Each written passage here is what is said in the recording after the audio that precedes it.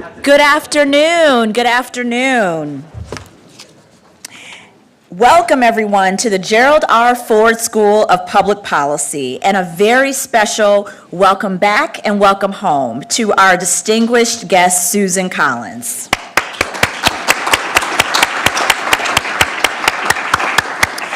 I am Celeste Watkins Hayes, the Joan and Sanford Weill Dean of the Ford School. And let me just say, I think that being the Dean of the Ford School is one of the best jobs someone can have. I love the scholarship, the students, the teaching, and of course, my colleagues. And my predecessors have gone on to other jobs, provosts, chancellors, and even members of the Federal Reserve leadership. And I am so happy for them, but I know deep down they miss being Dean of the Ford School.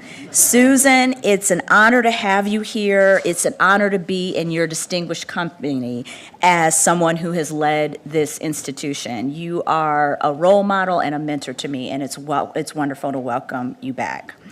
Let me share a little bit more about Susan Collins. She was the Ford School Dean between 2007 and 2017. She welcomed our first class of undergraduates and led that new degree program to success. Undergrads in the room, please wave.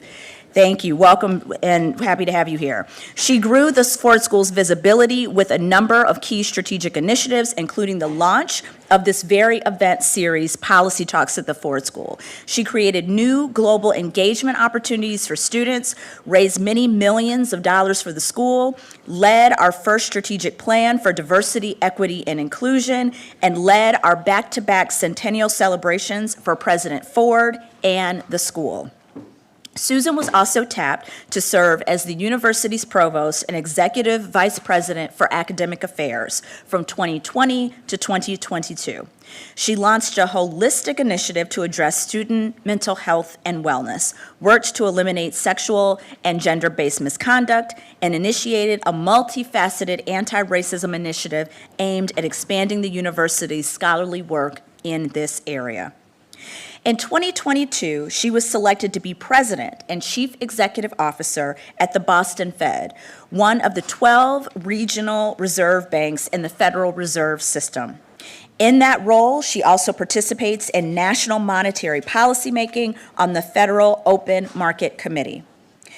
Susan, it's an honor to welcome you back to the Ford School and to Michigan. And we also want to welcome John Leahy, who will be today's conversationalist with Susan Collins. John is the Allen Sinai Professor of Economics and Chair of the Economics Department here at the university. So thank you, John, for leading in this conversation. A quick note about today's format. Susan will speak for about 30 minutes and then be in conversation with John. For the last half hour, we'll open the discussion up for audience questions. For questions in the room, please use the QR code on the orange cards around the room. And if you're watching online, the question link can be accessed on the event page or in the event description on YouTube, LinkedIn, or Facebook. So now the floor is yours, Susan. Welcome.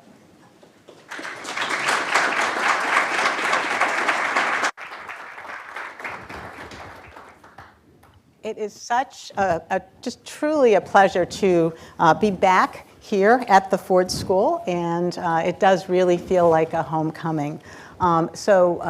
Dean Watkins Hayes, Celeste, thank you for such a wonderful, warm welcome, and thank you to all of the students and the faculty and the staff that I've had a chance to talk with already during my visit so far. I have to say the Ford School really is a very special place, and so spending time with faculty and staff, and especially students who are undergraduates, master's students, PhD students, has just been an absolute delight. I really also enjoyed learning about some of the new programs and the new things that are underway here, and I am just going to commend the school for the exciting work that is happening here. It's great to see it continue to thrive. So shifting to my remarks, today I would like to share my perspectives on the economy and on monetary policy, focusing primarily on where we are, more so than how we got here, and then offering my thoughts looking ahead.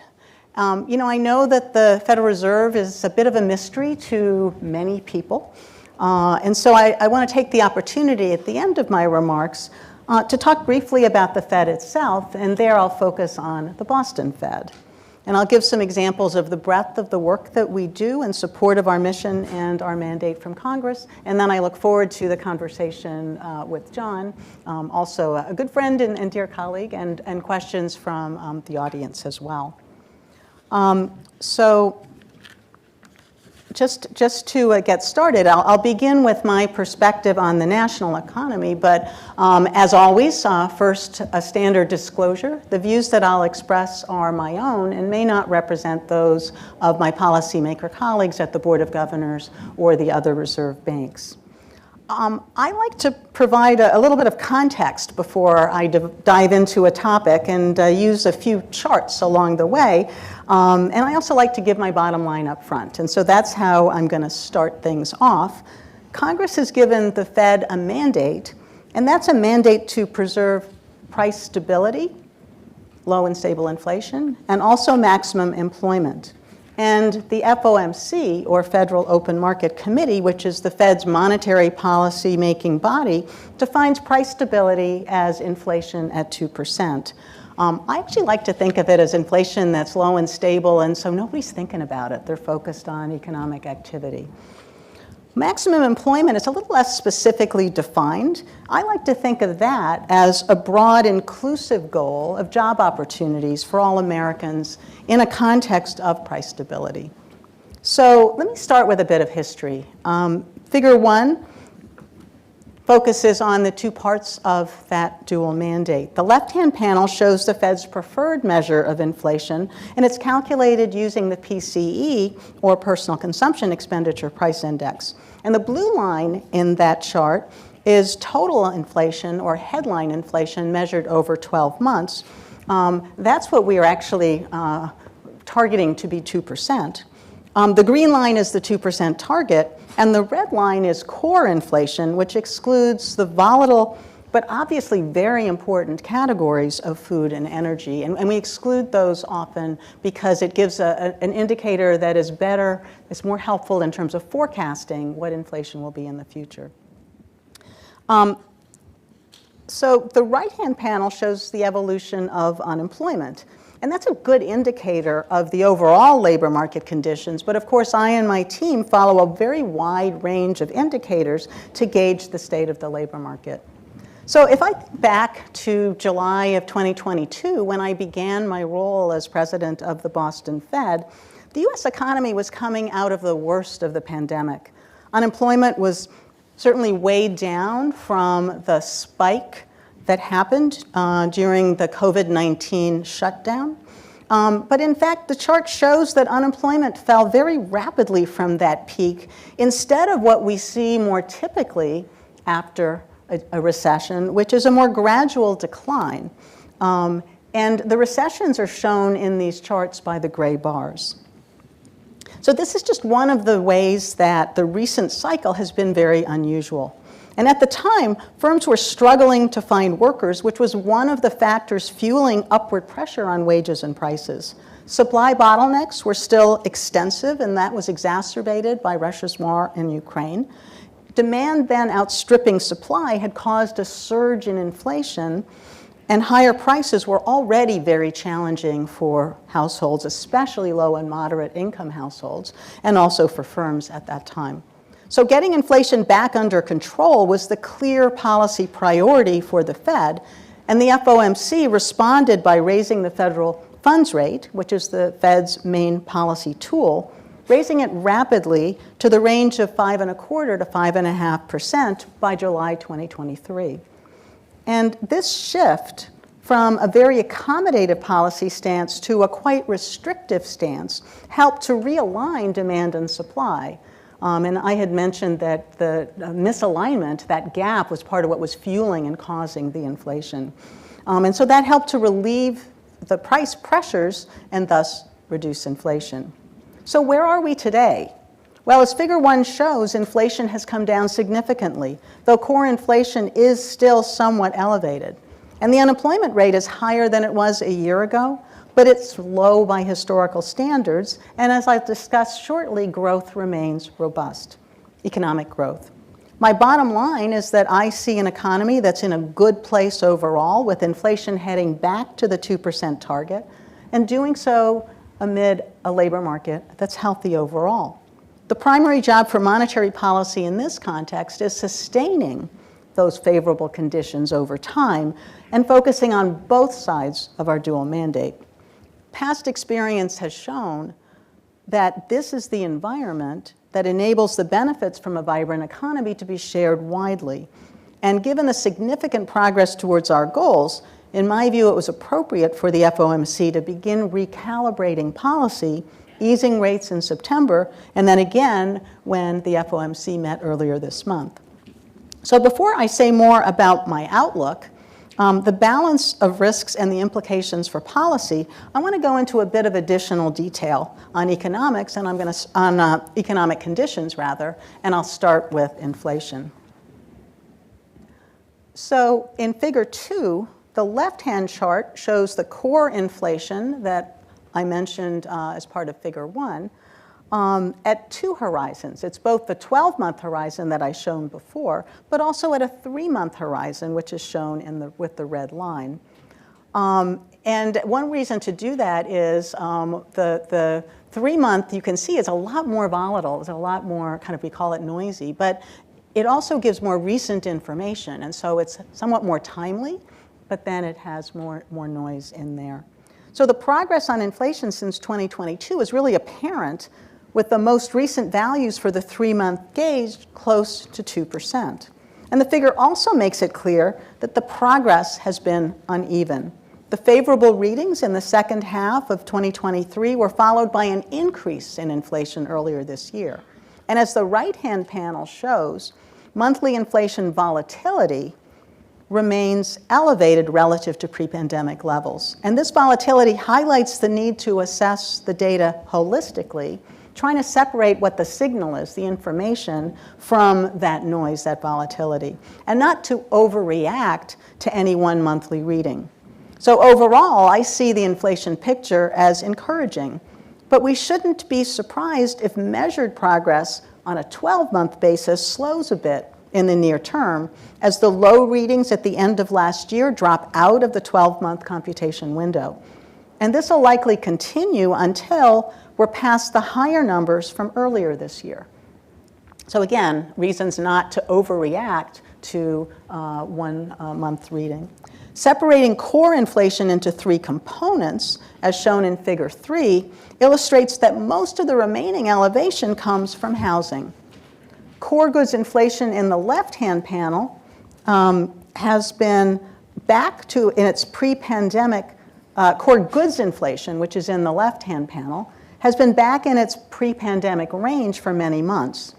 And the 3-month annualized measure of services inflation, if you take housing out, that's shown in the right-hand panel, that's also returned to its pre-pandemic range. And if that continues, the 12-month measure will also decline over time.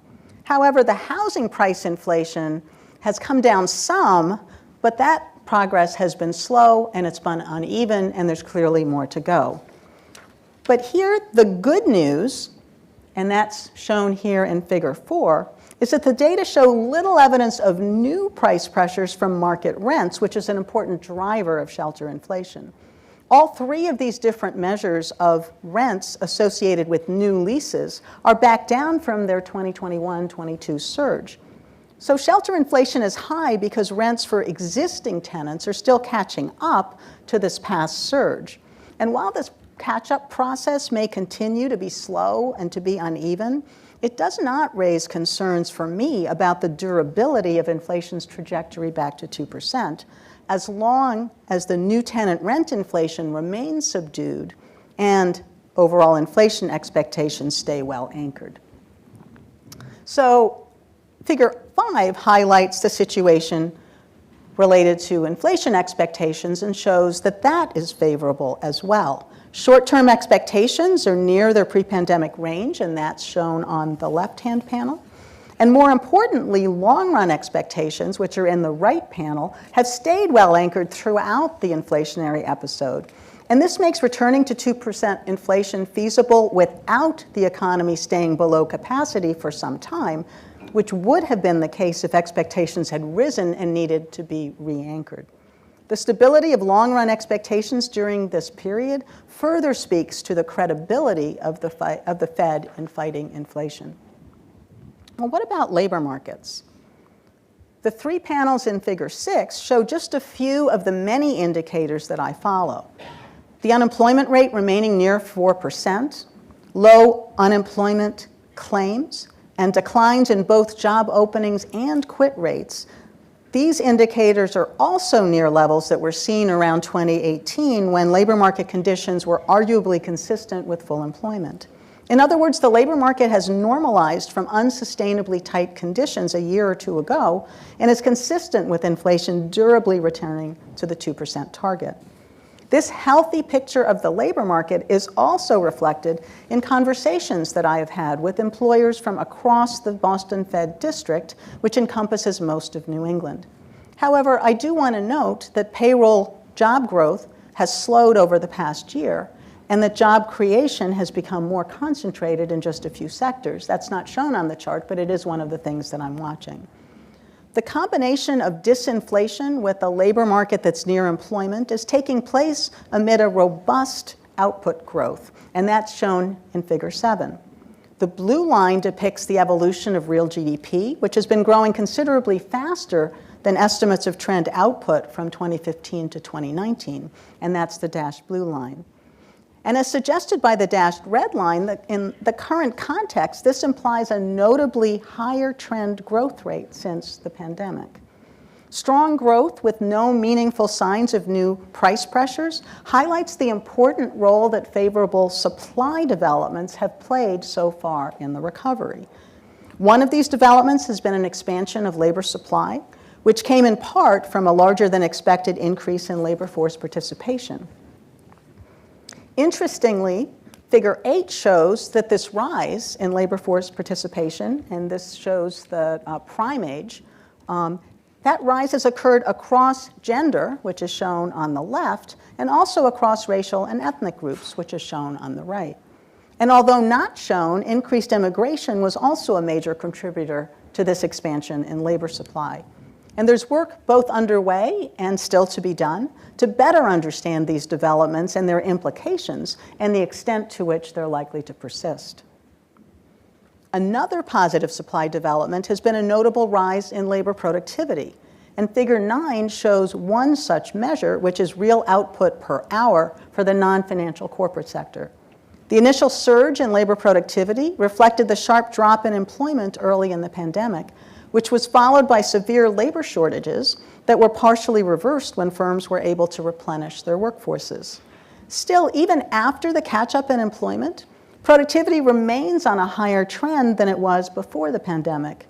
And notably, other advanced economies have not experienced the same favorable productivity developments.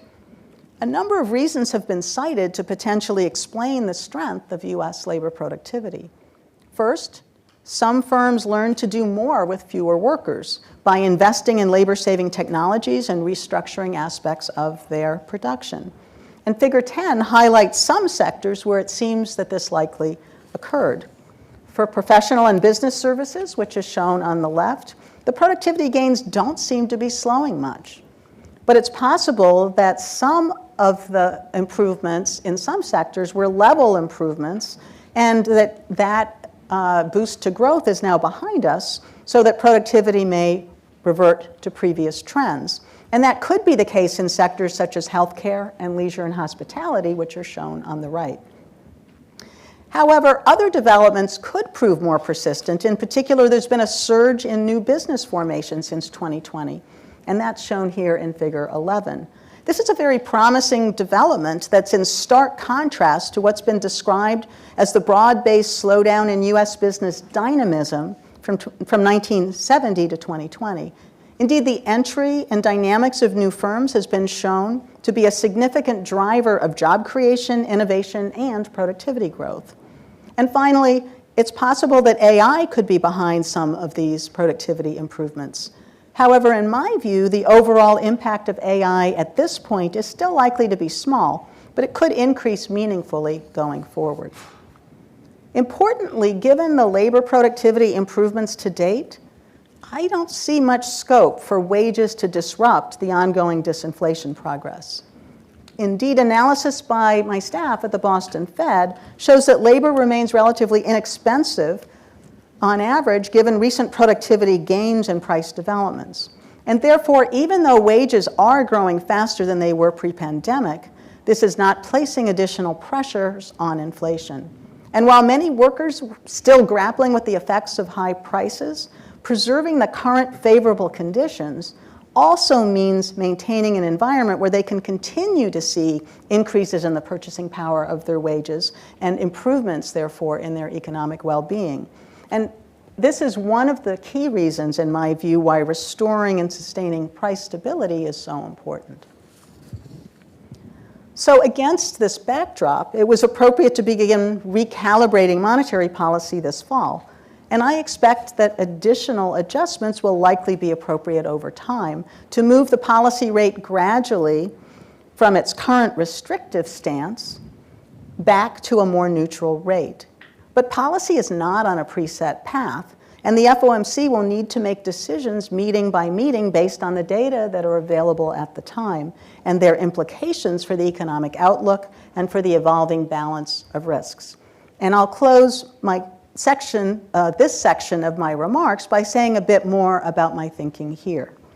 So this figure, figure 12, shows the path of the federal funds rate, and with the left side giving historical context. The panel on the right focuses on the recent period in which the FOMC increased the rate rapidly from essentially 0 in 2022 to 5.5% in July 2023. And then held the rate at that level for 16 months before cutting by 50 basis points in September and another 25 earlier this month. Restrictive monetary policy has clearly been one factor helping to rein in inflation. Combined with the supply improvements I've already mentioned, it's played a role in rebalancing demand with supply, reducing pressure on wages and prices. But as I've also already discussed, the overall effects from restrictive policy on the labor market and the real economic activity have been modest so far. One reason for this has to do with factors that were unique to the pandemic recovery that strengthen the financial positions of both households and firms. And the left-hand panel of figure 13 shows that pandemic-era household support programs combined with limited spending opportunities when much of the economy was shut down led to the accumulation of significant amounts of extra savings, and that's shown by the red line. In addition, many firms were able to lock in longer-term debt at very favorable rates, and as shown in the right-hand panel, corporate cash holdings increased notably, and these developments likely provided some cushion from the full effects of higher interest rates. But figure 13 also makes clear that these special buffers have waned. Most of the excess household savings are now depleted, and though still elevated, corporate cash holdings have fallen notably. Given these developments, monetary policy needs to adjust in order to achieve our dual mandate goals. And while the final destination is uncertain, I believe some additional policy easing is needed, as policy currently remains at least somewhat restrictive. And the intent is not to ease too quickly or too much, hindering the disinflation progress to date. At the same time, easing too slowly or too little could unnecessarily weaken the labor market. Importantly, there are risks to achieving both our inflation and our employment goals. On the inflation side, demand has been surprisingly resilient, and we could see more consumption growth than anticipated, putting upward pressure on prices. Indeed, household net worth remains elevated. Equity prices have also generally moved higher recently. So households may be, in addition, more inclined to access the equity in their homes as interest rates decline. But on the other hand, as I've mentioned, job growth is moderating, with recent gains concentrated in just a few sectors. And at this stage, any further slowing in hiring would be undesirable. In addition, an economy that's growing near trend may be more vulnerable to adverse shocks, and geopolitical risks remain elevated. So all told, I see the risks to my outlook, my baseline outlook, which is quite favorable, as being roughly in balance. Inflation is returning sustainably, if unevenly, to 2%, and to date, labor market conditions are healthy overall. Policy is well positioned to deal with two-sided risks and achieve our dual mandated goals in a reasonable amount of time. The policy adjustments made so far enable the FOMC to be careful and deliberate going forward, taking the time to holistically assess implications of the available data for the outlook and also for the balance of risks that are associated with that. So as I noted at the outside, I'd like to round out my discussion of the economy and monetary policy with some perspectives about the Fed itself, and I'm going to focus on the Boston Reserve Bank. Now, I know that the Federal Reserve and central banking more generally can seem a bit mysterious. In fact, my colleagues and I are actually quite eager for the American public to know about and have confidence in the work that we do. And so I want to say just a bit about our structure, the grounding, our roles, and the breadth of the work in our portfolio. The Federal Reserve's design is unique, emphasizing the breadth of stakeholders and regions in our economy and the range of perspectives that are needed to support it. And as you see in Figure 14, our federated structure has 12 reserve banks representing every part of the country, as well as the Board of Governors in Washington, D.C. And our senior policy makers are appointed to their roles in different ways. All of this makes the Fed representative of the country, appropriately accountable, and also independent enough to make hard choices in the longer-term public interest. Congress created the Federal Reserve and gave us the mandates to guide our monetary policy responsibilities, as I noted earlier. And one of the things that my colleagues and I find inspiring about our congressional mandates, and more broadly our role in serving the public, is the fact that our mission and our mandates are for the public, and that means all of the American public. And at the Boston Fed, our vision is a vibrant economy that works for all. And I like to add, it works for everybody, not just for some people. And to do all of this, we have a variety of roles and responsibilities. I discussed monetary policy, where our contributions are rooted in extensive and very rigorous research and analysis. Our researchers also do important work on a range of aspects of the economy. I've mentioned our analysis, concluding that given recent productivity improvements, there's room for further wage gains without inflationary pressures. A second example is our research on aspects of the housing challenges that are so prevalent in New England and across the country. A third is reflected in the topic of our 68th Economic Conference, which we held just last week. And the focus there was the future of finance, looking at implications of technological innovation for small businesses, for financial inclusion, for financial stability, and more, and considering both the promise and the challenges associated with that innovation. In addition to rigorous work with quantitative data, we also put a strong emphasis on understanding how different people and places experience the economy.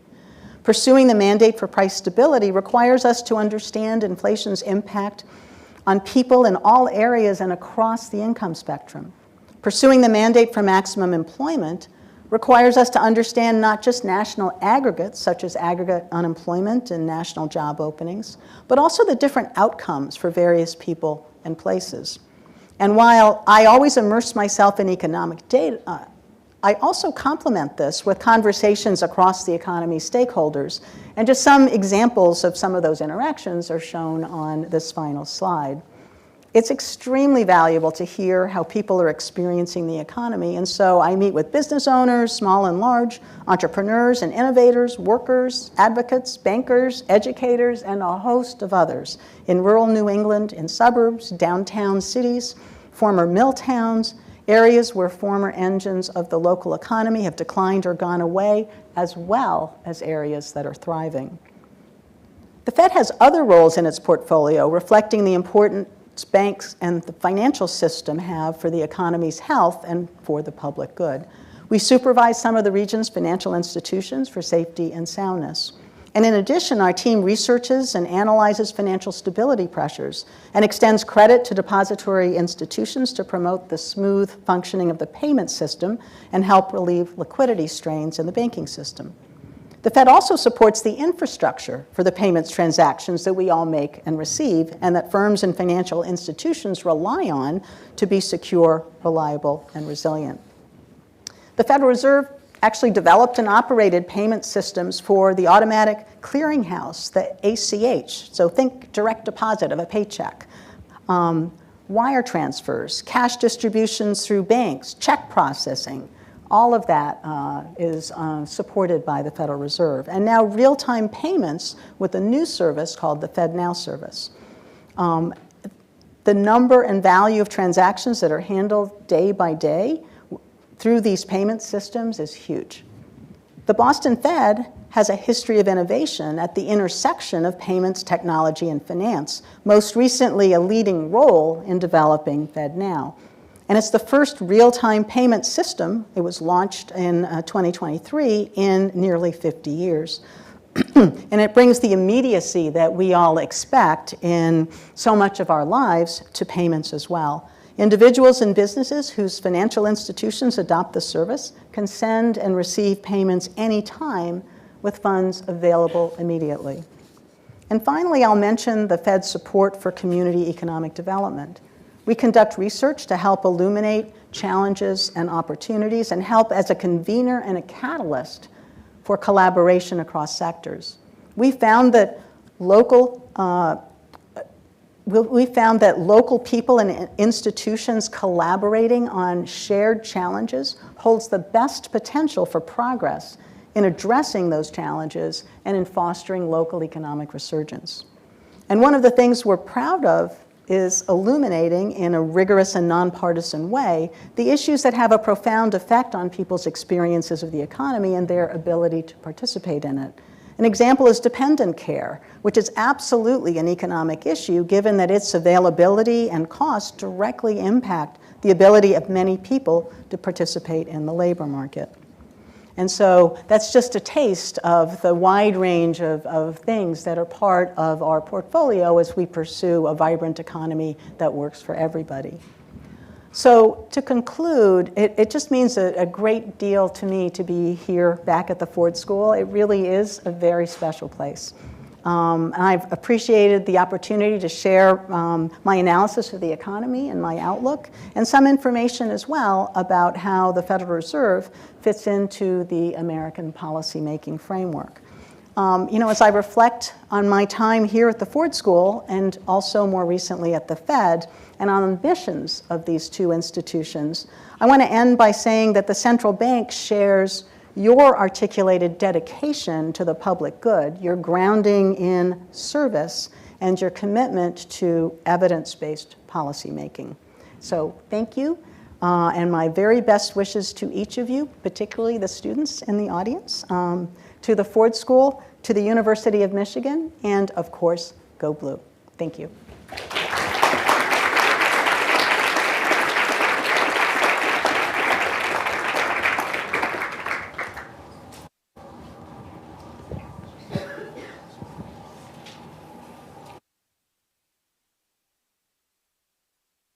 Have to rehydrate after. Rehydrate, Yes. Absolutely.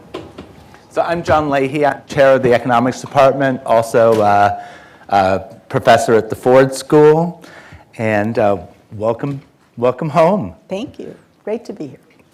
So I thought I'd begin by asking you, you've had this long career in academics. I actually know that because my first job, you had the office right around the corner. And I used to go to you for advice on everything. So you've had this long career in academics, including at the Ford School. And now you're president of the Federal Reserve Bank of Boston. What in your experience and in your Ford School experience has informed you, helped you make this transition, has been useful to you? There are actually a number of things that have come together. And maybe the way that I would frame it is by highlighting three of the key dimensions of my academic career that all are part of my portfolio in my current role. One of them is as a researcher, and so using data and analysis to better understand economic issues, in particular macroeconomic performance. And that's something that, spent a lot of time on in various ways, both researching, also teaching, the teaching part of it. I also moved more and more into policy in my academic career. When I was in Washington, I was at Brookings as well as Georgetown, and coming here to a policy school, right, it was very much focused in using the research and analysis to make a difference. And then the third one is, as I moved into doing more academic administration, I really think there are important things you can do by leading a complex organization that has a public mission. So when I think about those three things, they are really all part of my role now. And so I think what I learned throughout my career as an academic really comes together and informs the work that I do now with the institution obviously is somewhat different, but we do a lot of research, very policy focused. There's quite a bit of teaching to help explain the work that we're doing. I think that's important, and it is also a complex public service mission organization. So now that you get to see how policy is actually made, sit on the FOMC, and what has surprised you the most? What didn't you expect? So, and it's true, someone who had the interest that I had spent a lot of time thinking about monetary policy. And in fact, I had classes that would simulate being at the FOMC table and making policy decisions. It is different to sit in the room around that large table as part of 19 policymakers. And so, I think the importance of the role, and I think that really is palpable. And it doesn't surprise me that the conversation, so we get together 8 times a year in Washington, D.C. For our FOMC meetings, that the conversation is substantive, robust. There are a range of views. We listen intently to each other, but just what that actually feels like, even though I had tried to picture it, and I think a bit of humility. So it's an honor and a privilege and also a responsibility, and that all comes together sitting at the FOMC table. What does it feel like? I think the first time, looking around the room, you are trying to do your best. I would say, I think what we tell, that being focused on our goals really matters. So, it feels like it is an important thing as it is, and. So you've said that this has been an equitable recovery so far in other remarks. What do you mean by this, and do you think it's still true? Yeah, I didn't talk about that a lot in these remarks. I have said that, and I mean a couple of things, and I think in some ways it has been quite equitable, in other ways not so much. There's a lot to really continue to focus on and to understand. One thing is, if you look at what happened with jobs, so the pattern of employment. A typical recession, what happens is, unemployment rises, and it takes a long time for the jobs to come back. It's quite gradual. The pandemic recession was really different. So jobs, with the shutdown, the unemployment rate, and you saw that in some of the charts. But and that wasn't particularly equitable. There was a bigger decline in jobs, the employment to population ratio for blacks, for Latinos, so people of color. But if you look at the recovery, first of all, it's very rapid, and that distinguishes this recovery from previous ones. But the jobs actually came back faster for people of color. That was unusual. And so that's one of the things, the pattern of the job creation in the recovery was one of the things that I focused on. A second one is if you look at the pattern of what happened with wages. So inflation spiked, and I showed you some of those charts. And so in 2021, wages started growing very rapidly, and wages for the lower wage part of the distribution grew much more quickly than those in the middle, and those in the middle grew more quickly than the highest wages. And that was true in 2021, 2022, 2023. It's somewhat less true in 2024, but that pattern of the wage growth was more equitable than it has been. You know, it's also true, and I hear this from many that I talk to in my meetings with people around the district, that many low and moderate income families, communities are struggling. The high price levels make it difficult to meet and to make ends meet. And so in that sense, there are certainly parts of our society which have seen big increases in the value of their homes and in the value of their stock portfolios. And so the gains have not been broadly shared, which is part of why, as I said, preserving the healthy conditions. That's the environment in which what we've seen in the past is that vibrancy gets distributed out more generally. And so, I think there's a lot more to study there, to understand, but certainly as we came out of the recovery in key dimensions, it was more equitable than recovery from past recessions have been. Moving to monetary policy, the typical story we teach to undergraduates in 101, 102, 402 is there's something that causes inflation. The Fed raises interest rates. That causes investment, growth, output to fall. And then inflation comes down. Somehow y'all did this in the recent cycle. You had what's been called an immaculate disinflation. Somehow inflation came down. We didn't have a recession. Do we need to rethink how monetary policy affects the economy, or is this a cycle different than others? What's your opinion on that? So, and first of all, I've taught that many times to students. So I actually do not think, at least at this stage, that I think we need to think more broadly, perhaps, about how we look at what some of the trajectories might be. But I don't think that we need to kind of rethink that piece of it.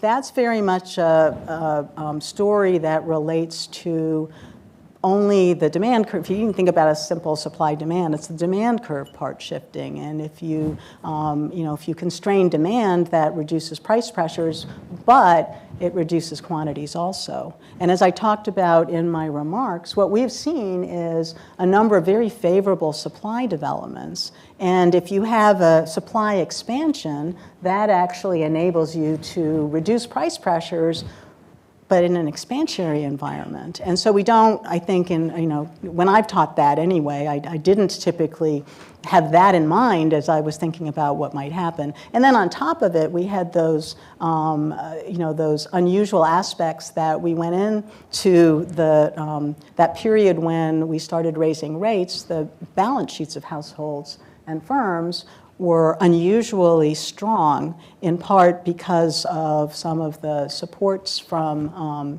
the depths of the pandemic, that excess savings that I'd seen. And so that cushioned some of the effect to some degree. So I think those special factors, as well as the supply piece in particular, those are well understood, but they aren't necessarily part of the story that we've traditionally told. So you actually created quite a stir last week when you were giving a speech, and you said that that we couldn't guarantee interest rates would fall the next meeting. Can you tell us what types of data you're looking at, considerations inform these decisions going forward?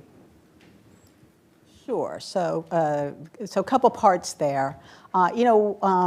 I have to say I was a bit surprised by some of the focus. My view, which I've expressed before, and is what the view I expressed today as well, is that some more normalization is what I would expect, given what I know about the economy right now, but it's not a done deal. Decisions are made meeting by meeting and based on the data that's available at the time of the meeting. And so, so in some ways, perhaps a bit of a surprise that something I had said before had that reaction. I do think that there are a number of things that I continue to watch and that I'm focused on in terms of making decisions over time. And some of the things to focus on are ones that I mentioned. So, ensuring that inflation expectations do remain anchored, that we aren't seeing evidence of new price pressures. I actually have a different reaction of the policy implications of understanding that past shocks are still working their way through the system.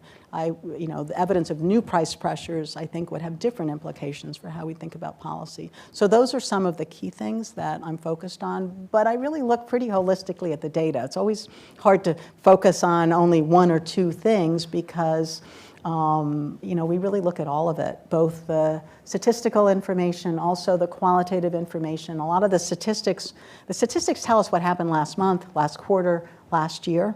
Whereas when we are talking to business owners, they're telling us what they're thinking now. They're telling us also what their plans are in terms of wage gains, what their plans are, and what they're seeing in terms of their backlog for orders and things like that. And so we get a sense of where they are now and what they're thinking in the future, and that really complements the information. So I'm kind of looking at all of it.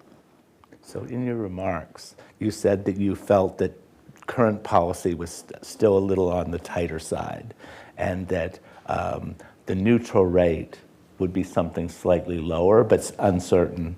What type of considerations go into thinking about the neutral rate? What is neutrality?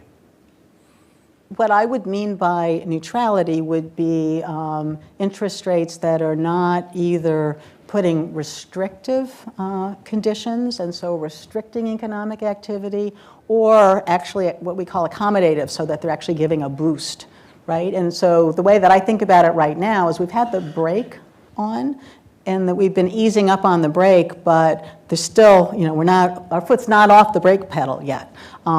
How are we going to figure out exactly when we're at neutral? So it's not as if it's just one number and somehow, so we will make decisions based on how the economy is behaving, but also importantly on our outlook, because of course policy works with lags, and so we want to be understanding the trajectory as we're making policy decisions, understanding that the effects of the policy decisions we make at any one point in time have implications over time. Both an understanding of where rates are, real rates adjusted for inflation, taking a look at that, talking to financial institutions about how they are seeing lending conditions, for example, talking to firms about what their experiences are and how they're different from in other cycles. So all of those things come together, in my mind, to give a picture of how tight the conditions are or not. But again, I don't think there's just one indicator, one thing you can look at. It's more of a holistic view. So the Federal Reserve they greatly expanded their toolkit in response to the global financial crisis and the period in which interest rates were near zero. You added a lot of forward guidance, quantitative easing. Are these emergency measures that now will fade away into the sunset, or do you think these are things that will play a vital role in policy during these more normal times when we get to the natural things settle back down at their natural positions? I certainly think that forward guidance, quantitative easing, and then tightening are part of the Fed's expanded toolkit. At the same time, I think that their usage is likely to be more relevant in some periods than in other periods. I mean, the federal funds rate, the kind of key policy rate, is the main tool, and that continues to be true. We are in the process gradually of running off the expanded balance sheet to normalize there as well, and we're doing that gradually and intentionally. And so, as we are in a more normal environment, you don't need that tool in the same way. And so I would think that it would be most useful in, unusual circumstances. Forward guidance is interesting. We provide some information about how the 19 policymakers are thinking about things every other meeting, and what's called the SEP, the Summary of Economic Projections. That's not forward guidance in the sense of saying, here's exactly what's going to happen to policy, but what it is some information about how policymakers are thinking about the interaction between their outlook and what they expect to happen to labor markets, to inflation, to economic activity, and the federal funds rate over time. And so that's providing some information. It's a bit of transparency. I actually think there are relatively few times where the very concrete forward guidance that people are often hoping for. People like certainty, and the Federal Reserve often, certainty is not something that is typically appropriate. We really have to make decisions based on the information that we have at each meeting. But there are times. So for example, when I first came into this role in July of 2022, interest rates were still very low. They were still accommodative. We knew we needed to get to restrictive, so it was very clear where we were going and that we needed to get there quickly. And so there was clear forward guidance that was appropriate at that time. It didn't say we're going to this level, right? So it wasn't as specific as exactly this is what we'll do at each meeting, but it was much more concrete than the guidance that I think is appropriate at other times when a more gradual approach makes sense. Is it easier to give forward guidance when the direction is obvious, like when you arrived and interest rates were low and inflation was taking off, or when inflation was high and we knew that was coming down and we knew rates had to go down, versus now when things are getting more near the natural rate? Is it natural that one would have less forward guidance? That's exactly what I'm saying. That in those circumstances when being gradual, being thoughtful, really assessing the data, understanding the risks on both sides makes sense. So I think I have time for one last question. So I'm going to ask the big one, which is, what keeps you up at night? Well, I do think that there are some important challenges that I'm very focused on. It continues. This has been such an unusual kind of economic cycle. I've talked a little bit about some of the ways it's been unusual. There have been a number of ways it's been unusual. We talked at the beginning about, the importance of the job. It matters in terms of people's well-being, and that's something I take very seriously. And so thinking hard about the dynamics of our economy is, I think, a challenge. It's something I do collectively with my team and learning from others as well, with a bit of humility, I think, is important. And so I would say that's a challenge, which keeps me very busy in the daytime, and I also think that, it's clear that while the economy's in a good place overall, there are places and groups where there's less vibrancy, and that there are real challenges that are associated with understanding that and appropriately being able to perhaps support, foster collaborative activities that might help to address that. So I think those are real challenges that I take very seriously. Well, thank you very much, Susan, for coming here. We have questions from the audience, and handling those questions, we have two students. I'm going to let them introduce themselves, and then we will move forward with that part of the presentation. So the floor is yours. Hello, I'm Nishan. I'm a second year in the Joint Economics and Public Policy PhD program. Former Boston Pet employee. That wasn't planned. Hello, I'm Drew Bluthman, a first-year MPP student. All right, so first question I have for you is, might you be able to comment a bit on how fiscal policy in the U.S. government debt burden does or does not factor into monetary policy decision-making?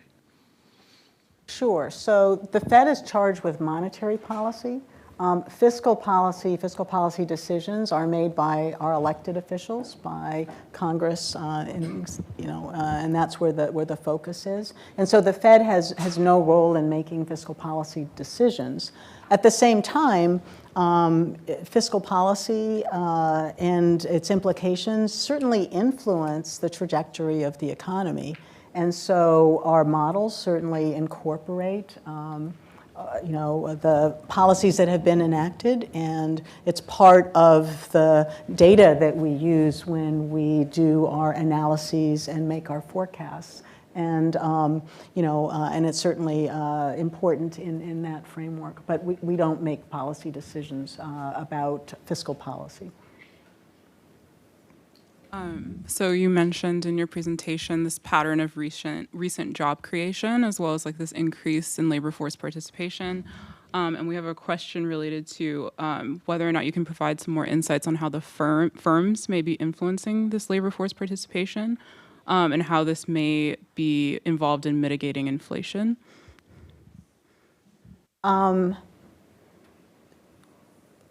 Sure. So the increase in labor force participation implies a greater growth of labor supply, and that's an input into productive activity. And so from that standpoint, as it expands supply, it means that there's more supply relative to the demand for goods, for services. That puts less pressure on prices, and so that does help to alleviate inflationary pressures. So it's working through that same channel.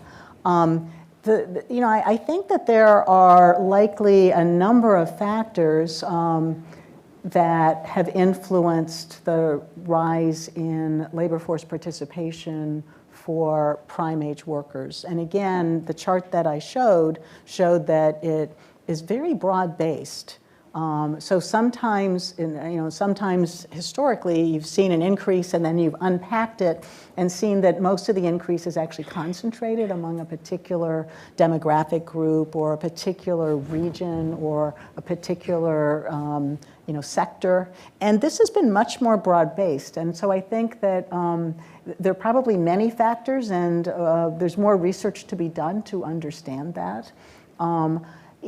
And so again, some of it could relate to immigration and changes in the kind of age distribution and the kind of labor force attachment of our population. Some of it could relate to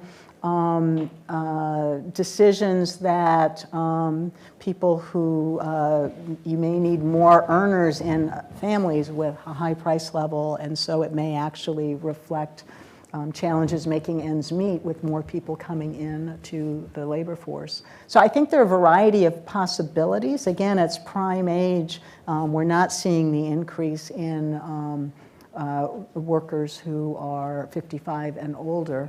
But again, those patterns can evolve and change. So I think it's an interesting area to explore and to study. And it's also true that we came through a period where firms had so much difficulty hiring. There were such extreme labor shortages. And so the outreach that many firms in different places and sectors have made to try to address that could be playing a role in some places. I've not seen research on that specifically. Many of the firms I've talked to are closer to normal in terms of their labor forces, but expect that it could be difficult if demand expands to expand hiring. So they're not necessarily seeing an expansion there. But it could be that firms' activities to try to address the shortages that they had experienced is part of what led to an increase in the labor force participation rate. So that's certainly a interesting angle to explore there. And again, for those interested in doing research, there are a lot of both qualitative and quantitative types of research projects that would be really interesting and useful here. Do you have any book recommendations, perhaps particularly for students in the audience, either for understanding the Federal Reserve or in general? Wow. So, I will say I am an avid reader. At the same time, given how busy I've been the past couple of years, I've done less kind of reading other than specific reading for the past couple of years than I would normally have done. So I have long been a proponent of a book called Factfulness, which is not a new book, but it's one that I think is really interesting as a way to highlight that it can be too easy to make assumptions that we know about something, and it's really a reminder that it's worth, when you hear yourself starting to think you know something that you haven't actually seen much grounded information on, that it's worth actually looking at some of the data and really testing assumptions. And so that's one that I often would recommend. And so I'm always looking for other recommendations, and I have piles, but I haven't gotten to as many of them as I would like to. So another question, your role as the Boston Fed president is multifaceted. So how could you expand on how your office intersects with the various departments within the Fed and with community organizations in Boston and the greater New England area? Sure. And so the Boston Fed has about 1,300 employees.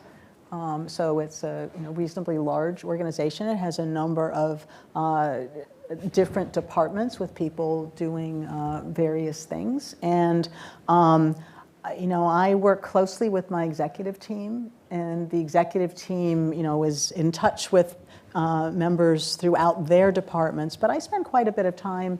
So I would say there's a bit of a cadence. So as we're coming up to FOMC meetings, I'm going to spend quite a bit of time with our research department, and we do a variety of analyses. We actually invite some of the people outside of research who are doing work that is relevant from community development or from our banking group, and so we come together to do that work.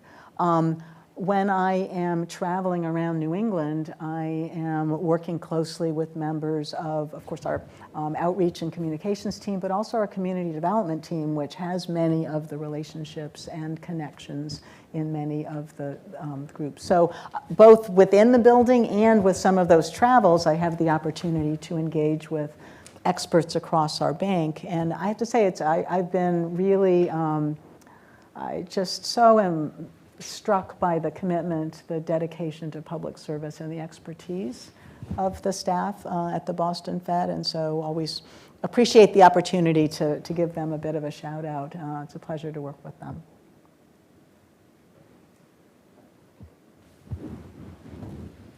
All right.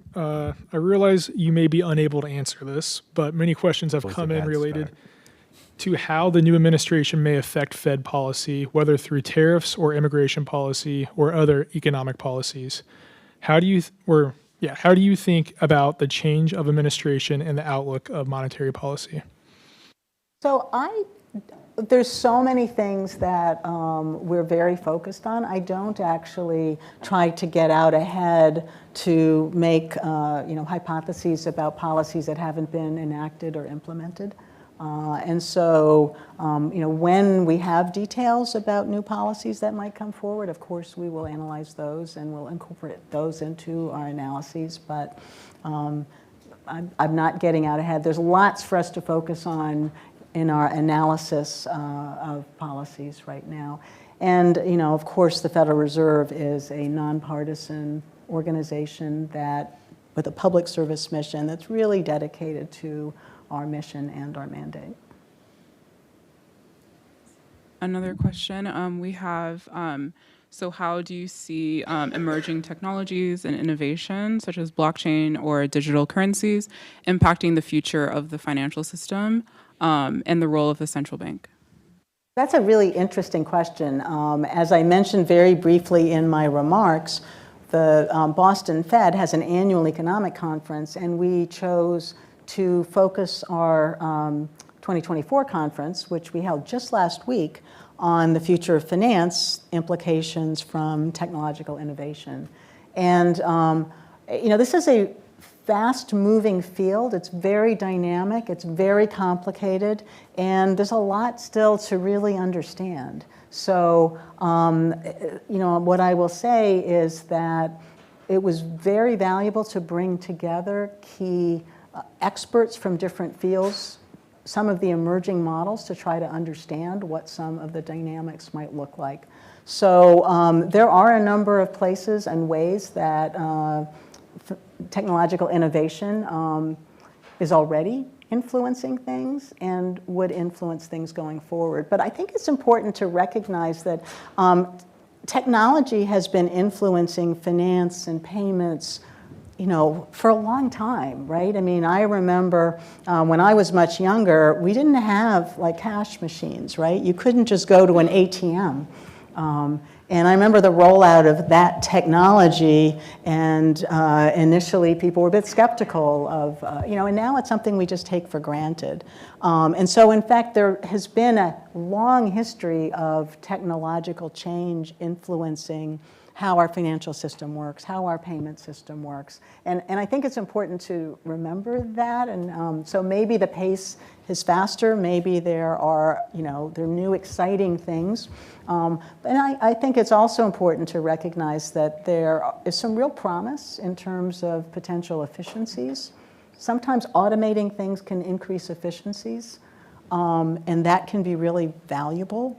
The ability to actually understand patterns in data can help us to make connections that might not have been made otherwise. But there also are real risks and challenges associated at the same time. There are privacy risks. There are potential implications for financial stability. There are potential implications in terms of the security of our payments and financial systems. So I think it's really important that we look both at the promise and at the challenges, and kind of make very thoughtful decisions collectively, as we move forward in this space. One of the things that I will talk just for a moment about is there is promise potentially in increasing access to financial services. So there are financial inclusion opportunities. And that's, I think, something that could really help to expand the vibrancy of our economy in ways that really benefits us very broadly. And FedNow could be a part of that. If you think about the ability to get your paycheck immediately and then be able to pay a bill without going to a non-bank bill pay that actually gives you the security of knowing that the payment actually got made, but for a very high cost.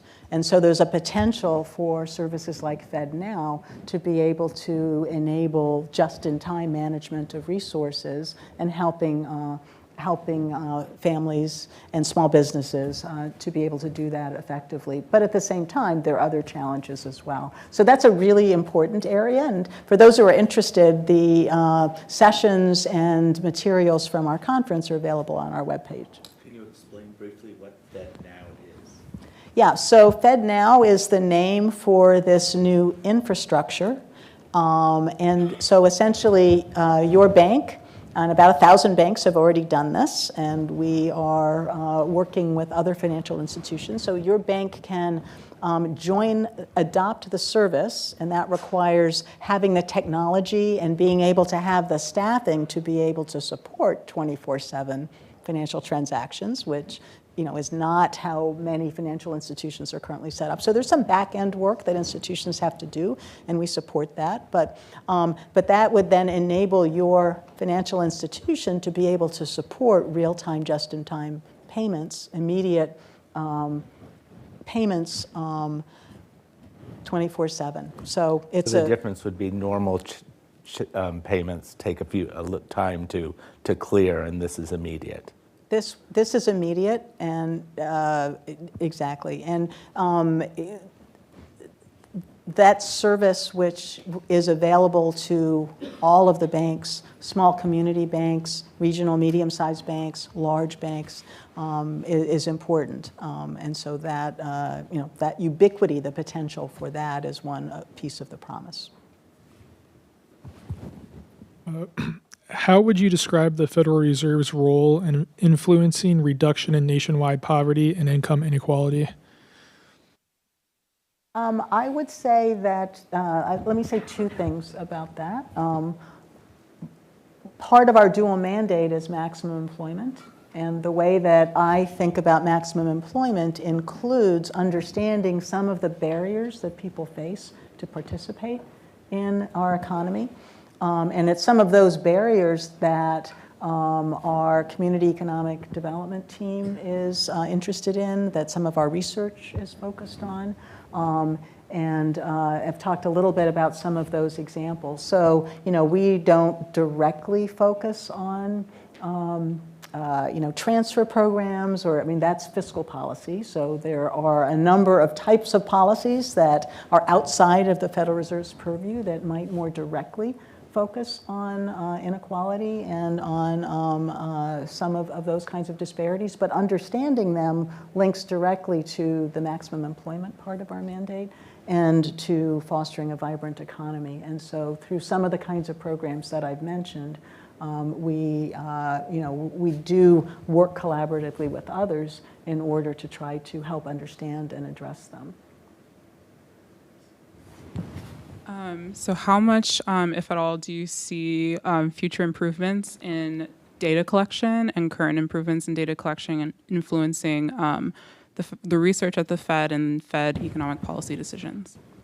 The data is critical for the work that we do, and and so it's certainly something that is really important to us. One of the things that has been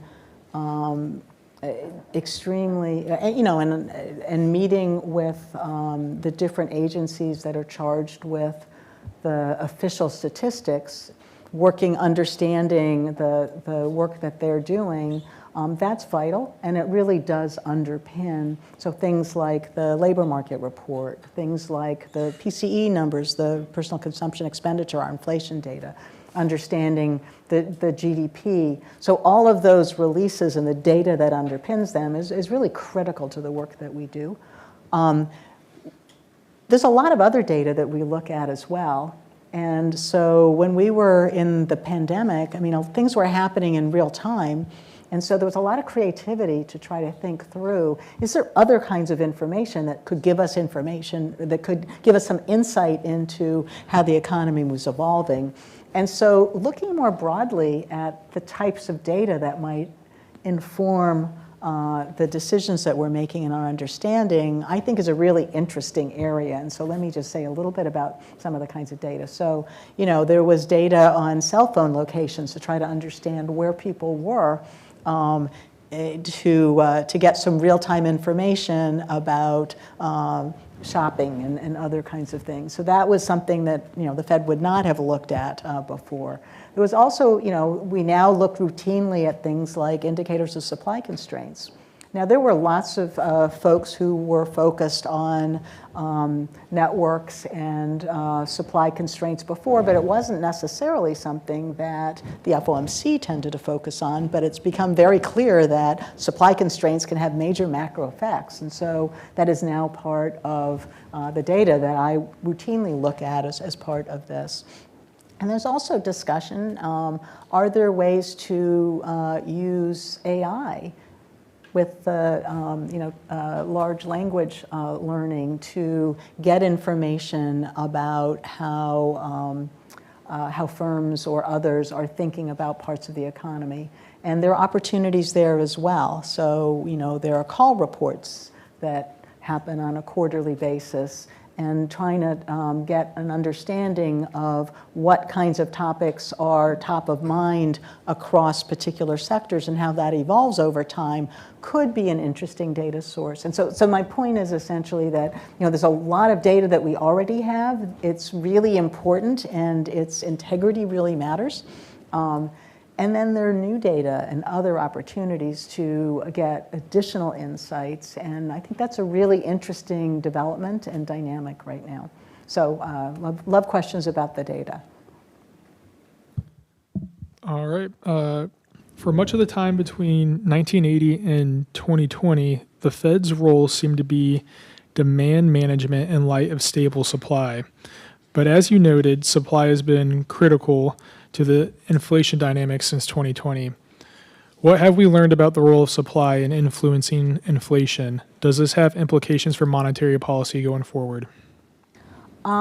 So first of all, I think that the period that we have are still going through, I think there will be things to analyze for some time.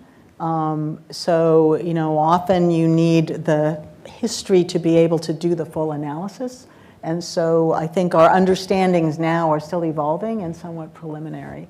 I do think that the kind of reminder that supply scenarios can play a key role, that's very top of mind certainly for me.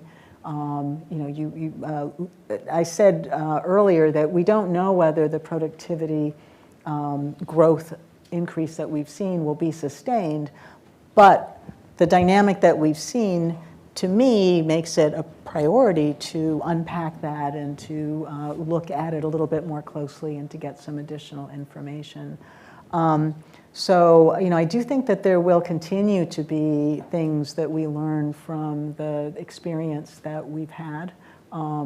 And there have been dimensions that have been unusual. I've mentioned some of the special factors as well. It's very hard with one episode and a number of different special factors to parse out how much of the impact was any one of those things.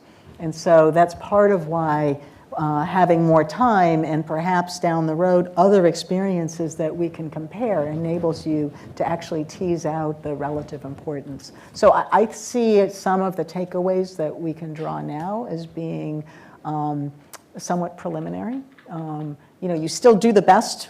You make the best assessment given the information that you have, and that's certainly what I and my team do and what we're trying to do. But it continues to be important in having research that uses different assumptions to do the analysis and discusses how the takeaways might be sensitive or not is really valuable and important. And the research done in universities can help with that, and research done across the system and other places as well. Okay, so this will be our last question. And just to consolidate it a little, we've gotten a couple questions about local and regional banks and both their role in the economy and about the Boston Fed's role in supporting local and regional banks. So what are what costs might there be in the consolidation of the banking industry and lowering the amount of local or regional banks? So it is true that over time, if you go back 20 years, there were more banks in the U.S. economy. There has been a consolidation over time. I also really want to stress the value of banks of all sizes in our economy. So in particular, our community banks that are very engaged in their local communities play a key role through the relationships that they have in terms of supporting local initiatives, which can be small. So some of the small businesses can find it more difficult to get financing from larger institutions.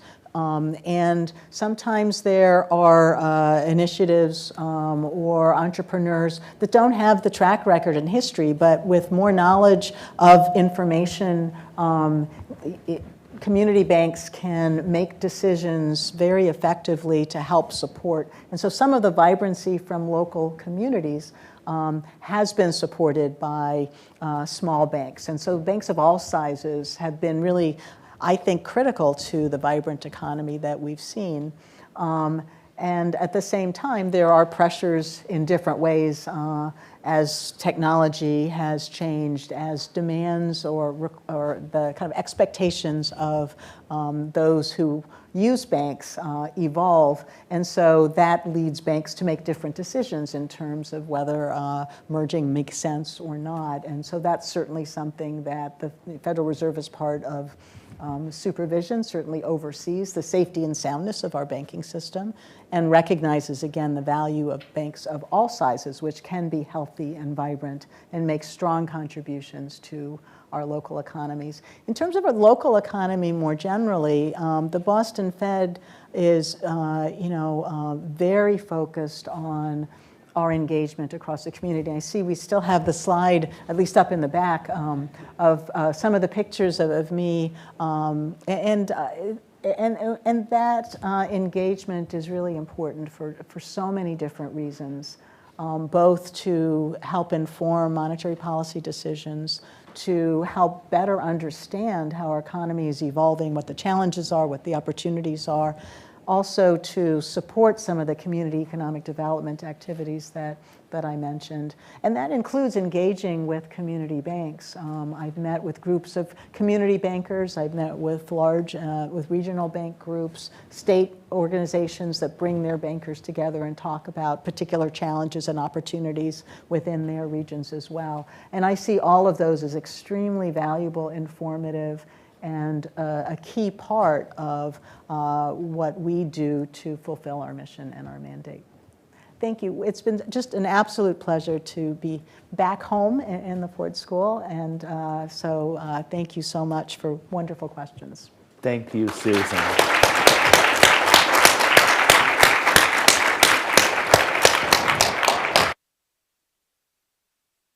Consolidation of the banking system. I was thinking I had the same bank account I had in college. It was at Bank of New England, which was bought by Bay Bank, bought by Bank Boston, bought by Fleet, bought by Bank of America. And so basically the same account is now, it still causes problems because I need to get all my foreign transactions run through Massachusetts. But Love the Thank you, Boston Susan. connection. Thank you all.